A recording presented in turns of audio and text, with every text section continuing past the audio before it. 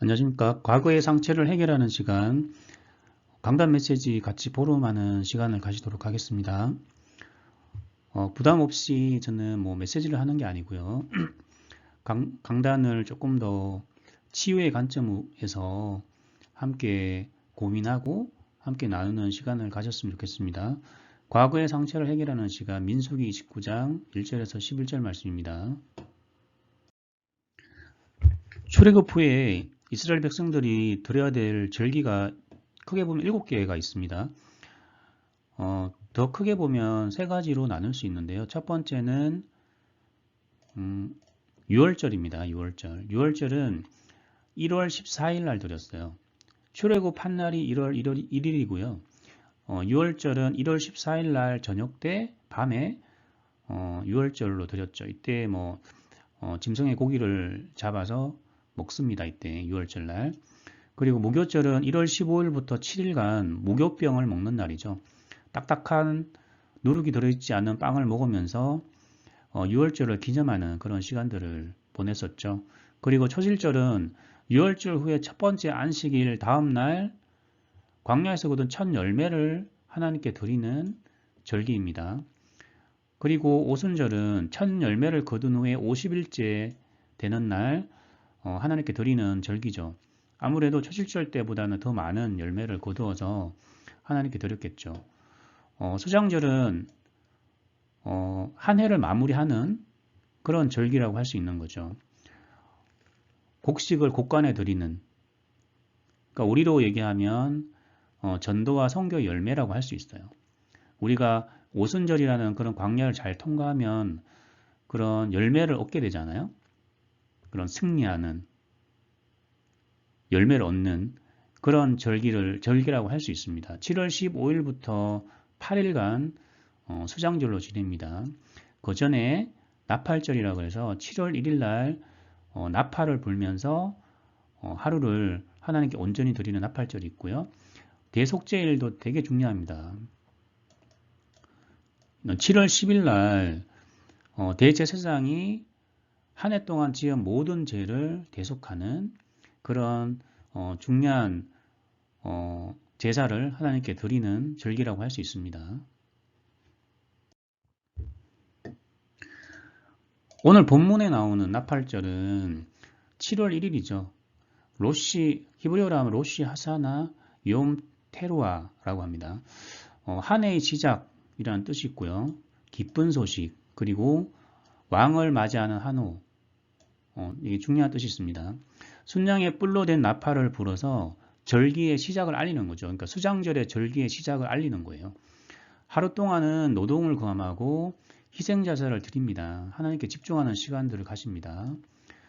나팔절의 의미는 왕이신 그리스도를 선포하고 고백하는 시간들이죠. 단순히 하루가 아니라 우리 인생 전반을 걸쳐서 하나님께 나팔절처럼 왕이신 그리스도를 선포하고 고백하는 시간을 가져야 됩니다. 두 번째는 대속죄일입니다. 7월 10일 날 드리는데요. 욤 키푸르라고 해서 죄를 덮는 날이라는 뜻이 있어요. 히브리어로 하면 수염소 2마리를 준비를 합니다. 한 마리는 잡아서 각을 떠서 그 피를 지성소에 뿌리는 거죠. 하나님이 거하시는 지성소에 뿌리고 이거는 어떤 뜻이 있는가 하면은 우리의 모든 죄를 대속한다는 의미가 있고요. 궁극적으로 우리의 죄와 저주에서 우리가 궁극적으로 해방을 받았다라는 그런 뜻이 있어요. 나머지 한 마리는 죄를 그 수염소에 정가한 뒤에 광야로 보냅니다. 이 염소를 아사셀의 염소라고 하는데요. 이게 되게 중요한 뜻이 있거든요. 우리 현장에도 하나님께서 그리스도를 보내서 우리 현장의 문제도 하나님께서 해결하신다라는 의미가 있어요. 그래서 우리가 궁극적으로 구원을 받았지만 우리 현실 속의 문제는 여전히 많잖아요. 그런데 하나님께서는 미리 그리스도를 보내서 우리가 현장에서 기도할 때, 언약을 붙잡을 때 현장에서 그런 우리의 현실적인 문제를 해결해주고 해방받는 그런 응답을 하나님께서 이미 준비해 놓으셨다는 거죠. 그래서 대속죄일은 어떤 의미가 있는가 하면요. 죄와 저주에서 우리가 궁극적으로 해방과 자유를 받았고 우리가 기도하면 현장에서도 그 해방과 자유를 누릴 수 있다는 그런 뜻이 있는 거예요. 그리고 초막절입니다. 초막절은 수장절이라고 하죠. 히브리어라면 숫꽃이라고 하고 양의 우리라는 뜻이 있습니다. 출애굽기 12장 37절에 보면 이스라엘 백성들이 출애굽해서 제일 먼저 머문 곳이 숫꽃이죠. 숫꽃은 초막절은 종려나무 가지로 만든 초막에서 7월 15일부터 7일간 보냅니다. 종려나무 가지는 그리스도를 상징하거든요. 그리고 승리와 안식과 풍요를 의미해요.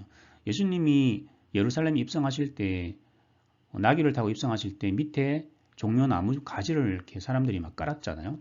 그래서 종려나무 가지는 승리, 왕 그런 안식과 풍요의 뜻이 있는 거예요.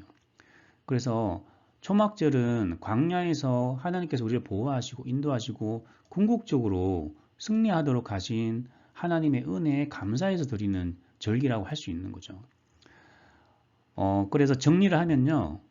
나팔절을 통해서 우리가 예수 그리스도를 주인으로 왕이신 그리스도를 주인으로 고백하는 선포하는 그런 시간들을 계속 보내면 어떻게 됩니까? 대속죄일 우리의 현장에 그런 저주장이 떠나가겠죠. 우리의 고질적인 문제가 치유가 되고요. 결국은 초막절 우리 인생이 승리하는 인생이 된다는 것이죠.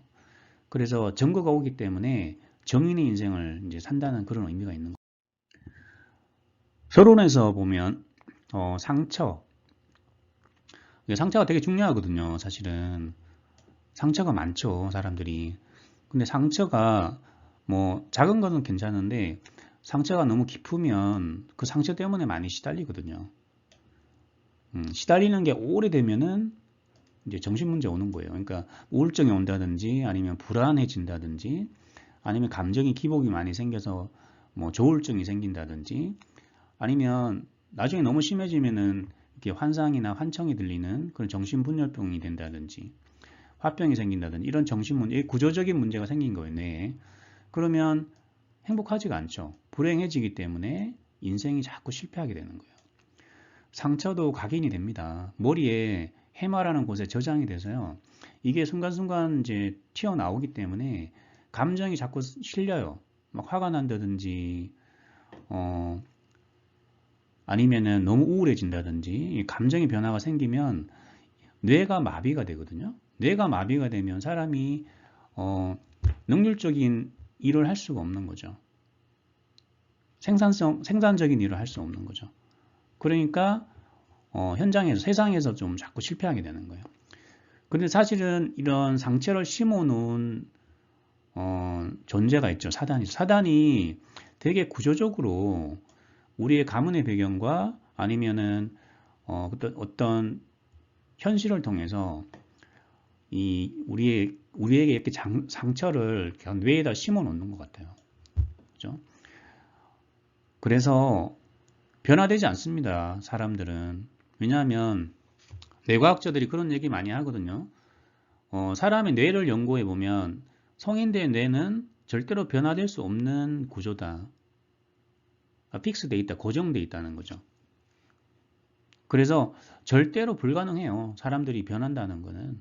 궁극적으로는 어떻게 보면은 뇌 자체가 그 사람의 운명을 좌지우지한다고 볼 수 있는 것 같아요.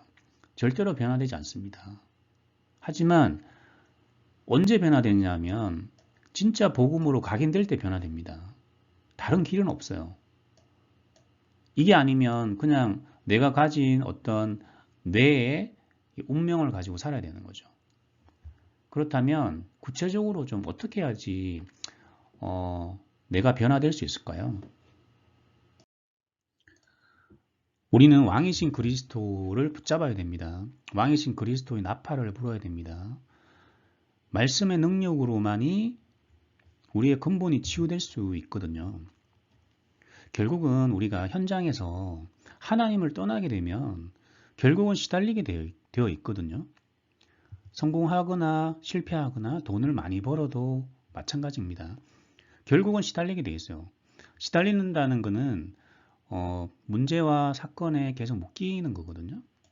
그러면 문제를 해결할 수 없기 때문에 응답이 없는 거죠. 그래서 결국은 실패하게 되는 거예요. 영적인 열매가 없기 때문에. 영적인 열매라는 것은 결국은 전도와 선교잖아요. 그런 열매가 없다는 것은 내가 여전히 하나님을 떠나 있고 무엇인가에 여전히 시달리고 있다는 거죠. 그게 너무 크니까 영적인 열매가 없는 거예요. 그래서 우리는 왕이신 그리스도를 만나야 됩니다.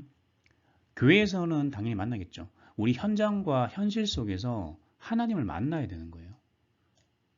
하나님을 만난 사람들의 특징은 문제와 사건 속에서도 해방받습니다.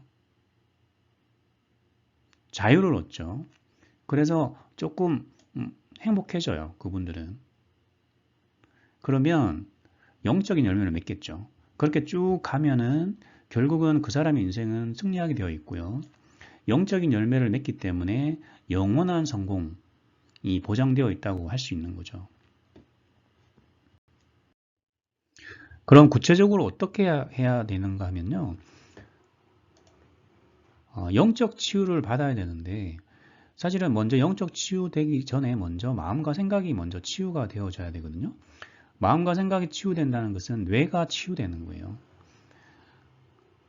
뇌가 치유되고 영적인 치유가 되려면 먼저 올바른 재물을 드려야 됩니다. 대속죄일의 의미겠죠. 올바른 재물 하니까 또 막 헌금을 많이 하고 그렇게 생각하시잖아요. 그게 아니라 올바른 재물이라는 것은 하나님이 가장 원하시는 것은 올바른 고백이에요. 우리도 자녀들에게 가장 듣고 싶은 말이 다른 게 아니잖아요. 사랑한다잖아요. 부모님을. 아빠, 엄마 사랑해. 그 말을 가장 듣고 싶잖아요. 마찬가지인 거예요. 하나님도 우리에게 가장 듣고 싶은 것, 가장 올바른 재물은 올바른 고백을 하는 거죠. 하나님을 믿고 신뢰합니다. 하나님을 사랑합니다. 이 기도를 하나님께서는 원하시는 거죠. 올바른 나팔을 불면 됩니다. 올바른 나팔, 올바른 고백, 올바른 기도를 할 때 각인이 되는 거예요. 먼저 나의 뇌가 안정이 되는 거죠. 뇌가 안정이 되면 마음과 생각이 치유됩니다. 안정이 됩니다. 사람이. 거기서 더 기도하게 되면 믿음이 생겨요. 믿음이 생기면 역사가 일어납니다. 그러면 우리의 영혼이 치유되기 때문에 그때부터 영적인 변화들이 일어나는 거예요. 구체적으로. 그래서 궁극적인 해방은 이미 받았지만 현실 속에서 해방받으려면 아사셀의 염소인 그리스도를 붙잡고 올바른 고백을 하면 됩니다. 그래서 이렇게 기도 시스템을 꾸준히 지속하시면 될 것 같아요. 제일 먼저 신앙 고백을 하시면 돼요. 3집 고백이죠. 고백을 하루에 많이 할 수 있으면 많이 해보세요. 그리고 성경 암송, 39절 암송을 매일 하루에 한 번 정도 하시면 좋고요. 39절이 외우기 힘드신 분들은 7축복만 하셔도 돼요. 그래서 신앙 고백과 성경 암송을 계속 꾸준히 하면 지난번에 제가 얘기했듯이 뇌에 DMN이라고 하는 곳이 있습니다. 이곳이 안정이 됩니다. 그러면 DMN만 안정이 돼도 사람의 마음과 생각이 치유가 돼요. 그리고 몸도 건강해집니다.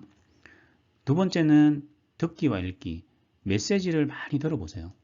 그래서 주로 저희들은 일부 메시지, 이제 본부 일부 메시지는 이제 꼭 많이 들어보라고 얘기하잖아요. 왜냐하면 일부는 복음의 기초를 말씀하시기 때문에 일부 메시지를 많이 들어보세요. 듣기.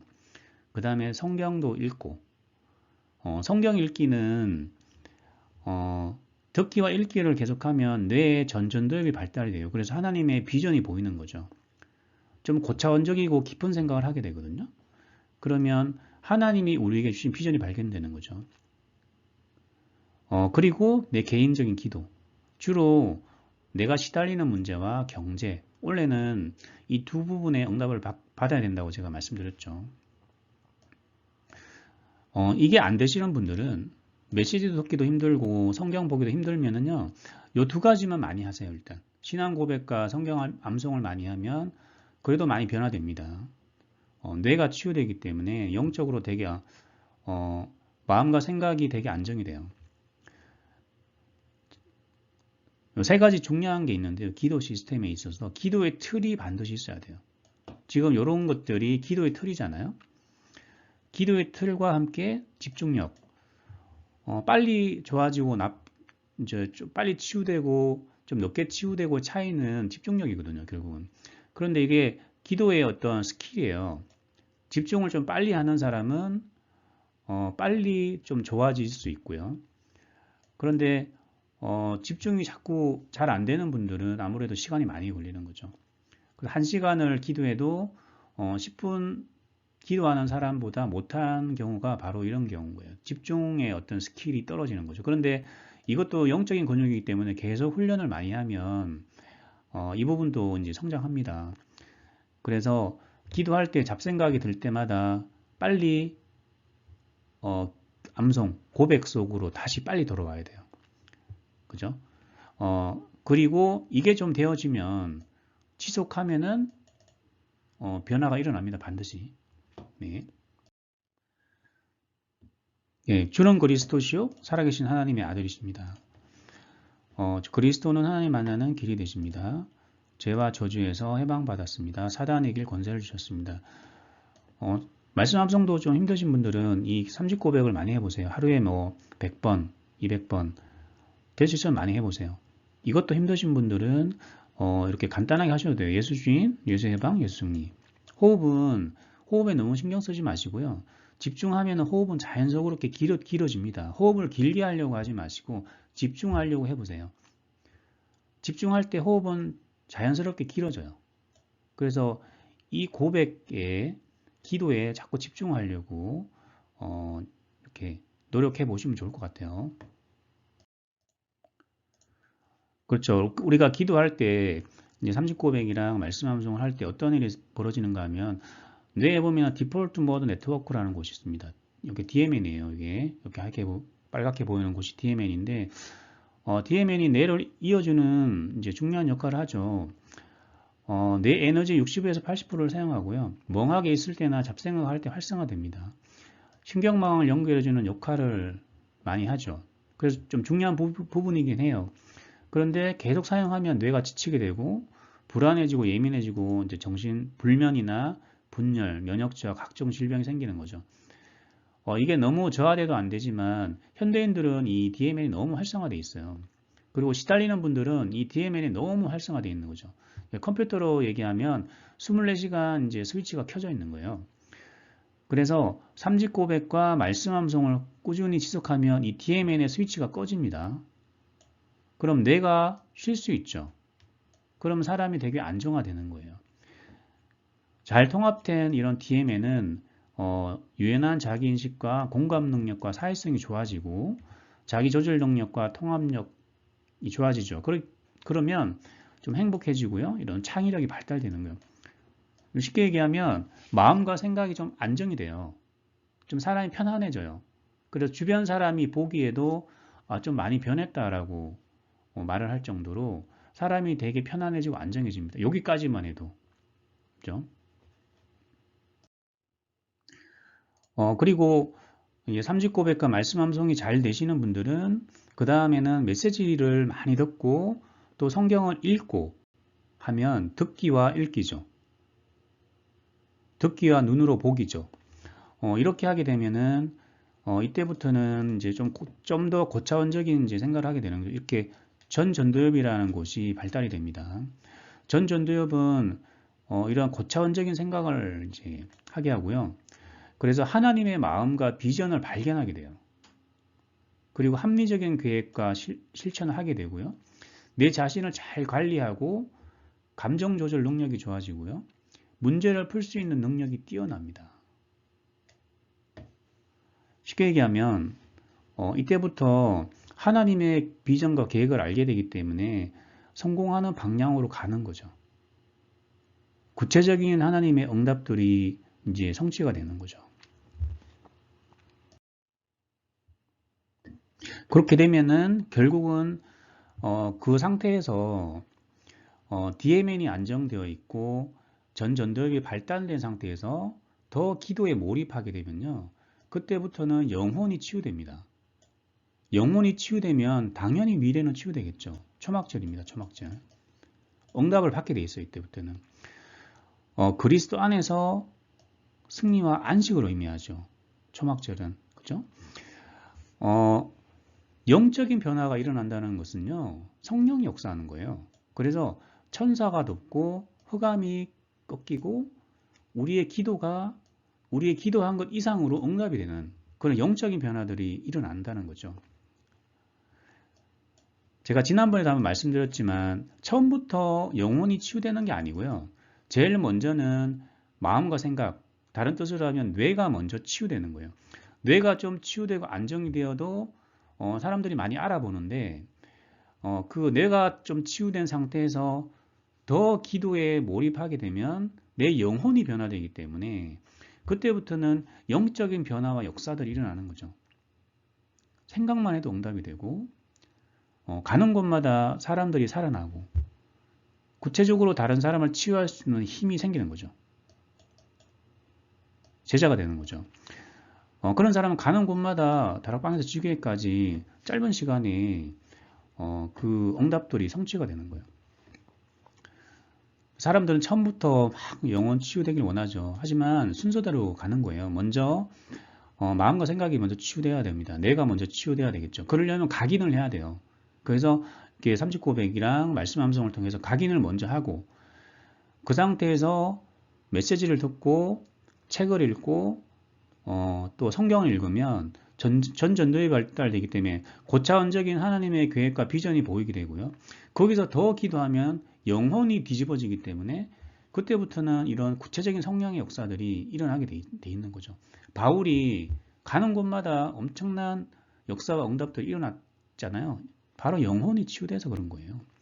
그런 응답이 일어나게 되어 있습니다. 결론입니다. 문제를 만났을 때 여리고라든지 아모리 연합군, 안악산지와 같은 큰 문제를 만났을 때 어떻게 해야 될까요? 문제를 주신 이유가 있거든요. 하나님이 우리에게 문제를 허락하신 이유가 있어요. 제일 첫 번째는 복음을 한번 점검해 보라는 거죠. 혹시나 하나님을 떠난 상태는 아닌지, 하나님보다 다른 것에 집중하고 있는 것은 아닌지 먼저 복음을 점검해 보시고요. 나는 그래도 복음에 집중하고 있는데 왜 이런 큰 문제가 왔는지 모르겠다 라고 할 때는요. 그것은 하나님이 스스로 문제를 풀어보라는 거예요. 훈련 차원에서 하나님이 문제를 주신 거예요. 문제를 회피하면 응답은 없습니다. 문제를 푼 사람만이 응답이 있어요. 문제를 풀어봐야 증인이죠. 문제를 많이 풀어봐야 다른 사람에게 그런 문제를 어떻게 해결하는지 정답을 제시해 줄 수 있는 거죠. 그래서 하나님께서 허락하지 않은 문제는 없어요. 그렇기 때문에 다른 사람과 비교하지 마시고 내가 지금 와 있는 이 큰 문제를 도전해 보세요. 기도하면서. 안 된다고 생각하지 마시고 내가 믿음으로 이 문제를 좀 해결해 보겠다라고 한번 결심하시고 한번 도전해 보세요. 그때 하나님이 구체적으로 도와주시거든요. 저는 그런 체험 많이 했어요. 그래서 한 주간 나팔을 불면서 문제 가운데서 그리스도를 체험하는 그런 시간들을 보내셨으면 좋겠습니다. 감사합니다.